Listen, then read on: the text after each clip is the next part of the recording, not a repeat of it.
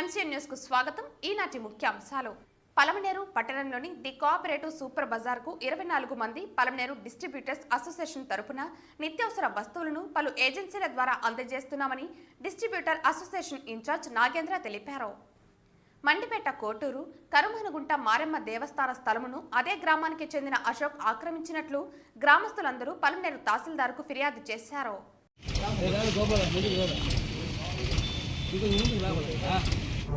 మండిపేట కోటూరు కరమనుగుంట మారెమ్మ దేవాలయం స్థలంను అదే గ్రామానికి చెందిన అశోక్ ఆక్రమించినట్టు గ్రామస్తులందరూ పలమనేరు తహసీల్దార్కు ఫిర్యాదు చేశారు.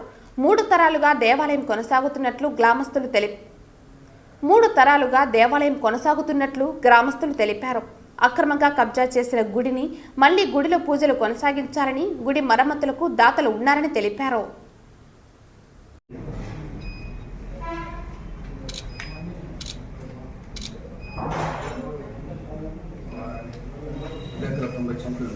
దాంట్లో 45 సెంట్లు గ్రామదేవత అనాథ మండలం అది చూపించిన 40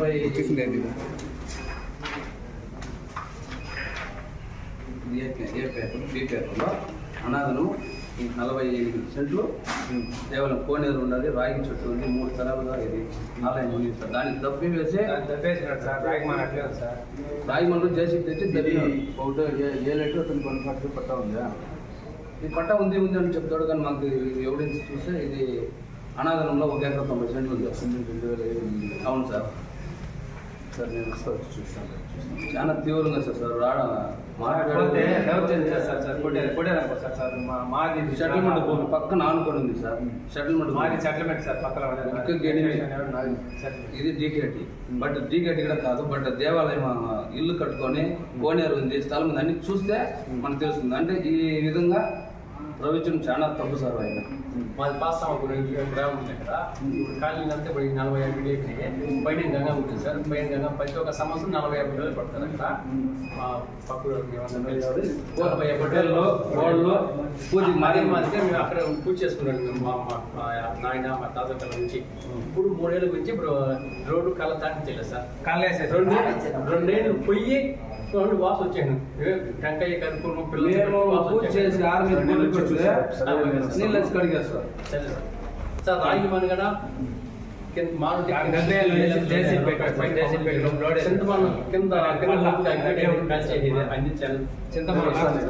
చాలా కంటిన్యూ తీసుకోవాలి సార్. ఖచ్చితంగా అది మాకు న్యాయం కావాలి సార్. దేవాలయం కావాలి సార్. మాకు వాళ్ళ సొమ్ము మాకు వద్దు. ఓకే, మాకు గుడికి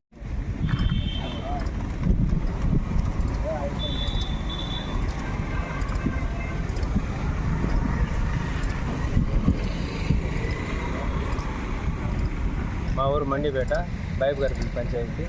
ఆ పంచాయతీలో గల 3 తరాలుగా ఉండే మారెమ్మ గుడి స్థలం మాకు కావాలనేసి అప్పటి నుంచి పూజలు చేస్తున్నాము.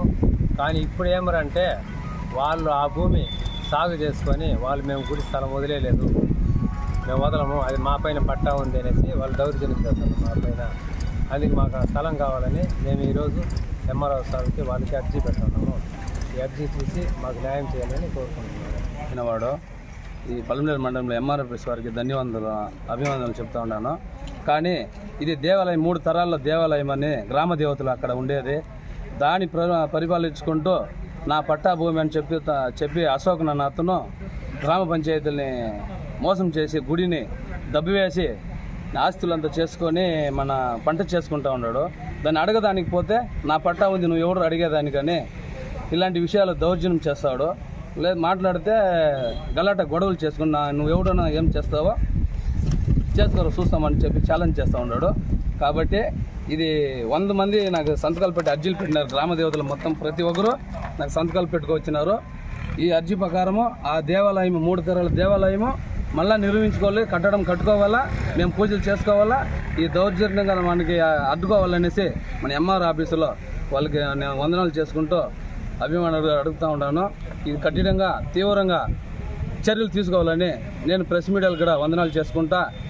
వాళ్ళ ద్వారా నాకు ఎంఆర్ఓల ద్వారా తహసీల్ ద్వారా మేము ఆర్డీఓ ఆఫీస్ కూడా అర్జీ ఇస్తామని కోరుకుంటాము. ఇప్పుడు దీన్ని కఠినంగా తీసుకోవాలని మేము చాలా కఠినంగా తీవ్రంగా కూర్చోండాము. మాకి మంచి కావాలని కోరుకుంటూ ఉన్నాము, చెడ్డ కాదు. నా భూమి నాకు కావాలని నేను అడగలేదు. గ్రామంలో ఉండే 3 తరాల గ్రామ దేవతల సొత్తు. ఆ సొత్తు నిర్మించే కోసం కోనేరు అట్లే ఉంది. 30 అడుగుల పొడుగు ఉంది, 20 అడుగుల వెడల్పు కోనేరు అనేది. కోనేరు ఇంకా అట్లే ఉండదు. దాంట్లో రాగి చెట్టు అనేది కూడా చింతమాన్ సైజులో 3 తరాల మాన్ అట్లే ఉంది. దానికి ప్రూఫ్ ఎవడించో. మేము అడిగితే మా భూమి ఇది, నా సాగు, నువ్వెవడు అడిగేదానికి, ఇదని తీవ్రంగా మమ్మల్ని కొట్టేదానికి వస్తాడు. ఇది చాలా దారుణంగా ఉంది. మా తరపున ఇవి వెంకటేష్ అన్న ఇంకా చాలా మంది ఉన్నారు. వాళ్ళకి వచ్చేదానికి టైం కుదరలేదు.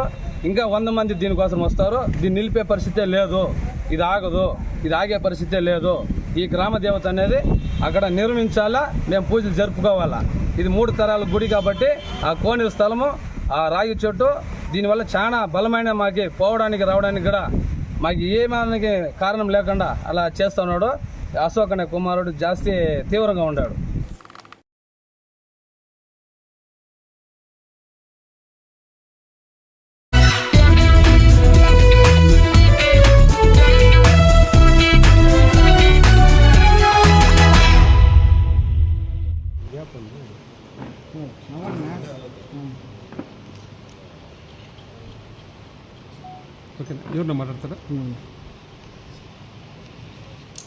ఈ మేరకు పట్టణంలోని ఆర్యవైశ్య కళ్యాణ మండపంలో విలేకరుల సమావేశాన్ని సోమవారం నిర్వహించారు. ఈ సందర్భంగా డిస్ట్రిబ్యూటర్స్ సభ్యులు మాట్లాడుతూ సూపర్ బజార్ తమ ఏజెన్సీల ద్వారా నిత్యావసర సరుకులను అందజేస్తున్నామని, అయితే బిల్లు అందజేసిన వెంటనే నగదును మాకు సంబంధించిన బ్యాంకు అకౌంట్కు చెల్లించడం జరుగుతుందన్నారు. అతి తక్కువ లాభంతో నిత్యావసర వస్తువులను ది కోఆపరేటివ్ సూపర్ బజార్కు తాము అందజేస్తున్నామన్నారు. తమ వద్ద ఎలాంటి కమిషన్ను ది కోఆపరేటివ్ బజార్ అధ్యక్షుడు సుభాష్ చంద్రబోస్ ఆశించలేదని, ఇది కేవలం ఆరోపణలే మాత్రమేనని, వీటిని తాము ఖండిస్తున్నామని తెలిపారు.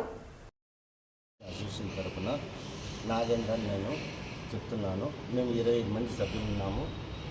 జనతా బజార్కి సరుకిస్తాము స్టాక్స్ అన్నీ.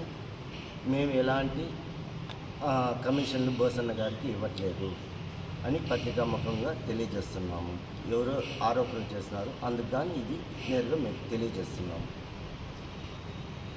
ఈవెన్ బోసన్న అధ్యక్షులు, ఆయనతోనూ ఎటువంటి మాకు లావాదేవీలు లేవు. ఏమున్నా మనం బిల్లుతో సరికిస్తాము, బిల్లుతో మాకు అమౌంట్ అకౌంట్లో వేస్తున్నారు. అక్కడి నుంచి జనతా బజార్లో వర్క్ చేసే వాళ్ళతో కానీ ఎవరితో కూడా కానీ మనం ఏమన్నా ఉంటే ఆర్డర్ తీసుకుంటాము, నేరుకు పోతాం, సరుకు ఎత్తుకుని పోయి ఇస్తాము. విత్ బిల్లుతో ఇస్తాము, విత్ బిల్లుతో మనము సరుకు డెలివరీ ఇస్తాము. అంటే టీడీపీ నేతలు మాట్లాడింది వాస్తవాలు కాదంటారా? అది మన అది వాళ్ళ విజ్ఞప్తి.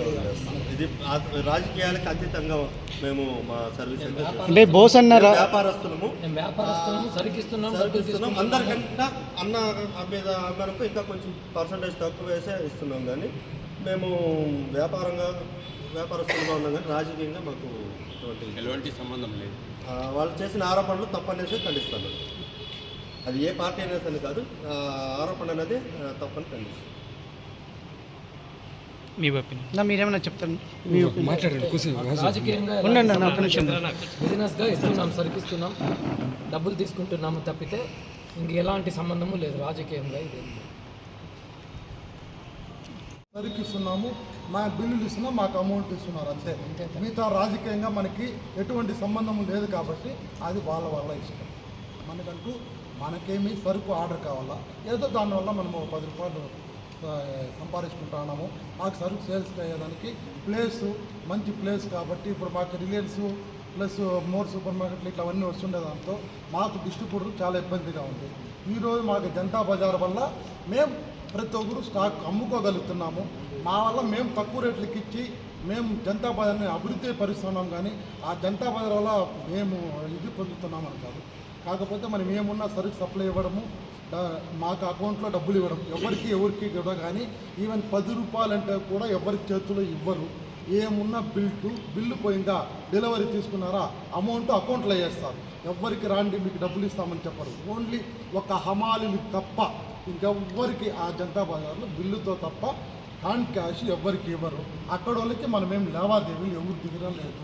వాళ్ళ పార్టీకి వాళ్ళ పని, మా పార్టీకి మేము సరికిచ్చినామా పేర్చుకున్నామా, మా పార్టీకి మేము జనతా బజార్ నుంచి వచ్చేస్తాం. అంతేకాదు ఎక్కడ గేవాదేవీలు ఏమీ లేవు. కాబట్టి ఏమి ఎటువంటి ఇబ్బంది లేదు. అంతవరకునే మేము చెప్పగలుగుతాం. డిస్ట్రిబ్యూటర్ ఎలక్షన్ జరపకపోవడం అది వాళ్ళ ఇష్టం, అది మాకు సంబంధం లేదు. ఎందుకంటే మేము సరుకు సప్లై ఇచ్చాము, మాకు ఎవరున్నా మేము ఇస్తాం. అది బోసన్ ఉంటారా ఇంకోరు ఉంటారా, మాకు కావాల్సిన సమస్య కావాలా. మాకు రేపు ఇది ఆ జనతా బజార్ మాకు ఆదరణ చూపిస్తూ ఉంది. దాన్ని మనము పోగొట్టుకుంటే మాకు ఇబ్బంది. ఎందుకంటే మాకు టార్గెట్లు ఉంటాయి, మాకు నెలకి ఇంత టార్గెట్ అని ఉంటుంది. ఆ టార్గెట్ మేము రీచ్ కావాలంటే మాకు జనతా బజార్లో మాకు సేల్స్ బాగుంది. ఈరోజు ఎంతో పెద్ద రిలయన్స్ పడినా కూడా ఈరోజు ప్రజలు కూడా అభిమానంతో జనతా బజార్లో వచ్చి కొంటున్నారు. ఎందుకంటే తక్కువ రేట్లు తెస్తున్నామని. అంటే మేము తక్కువ రేట్లు ఇవ్వడం వల్ల వాళ్ళు మాకు ప్రజలకి తక్కువ రేటుతో సరుకు సప్లై చేస్తున్నారు. వచ్చిన వినియోగదారులకి సరుకు తక్కువ రేటుతోనే ఇస్తున్నారు. పోయిన మంత్లో కూడా మమ్మల్ని అడిగినారు ఏమనేసి, 1 మంత్ మేము తక్కువ రేటుకి వెళ్తాం, మీరు కూడా మీరు ఎంత అనుకూలమైతే అంత తగ్గించి ఇవ్వండి. ఓకే చేస్తాం.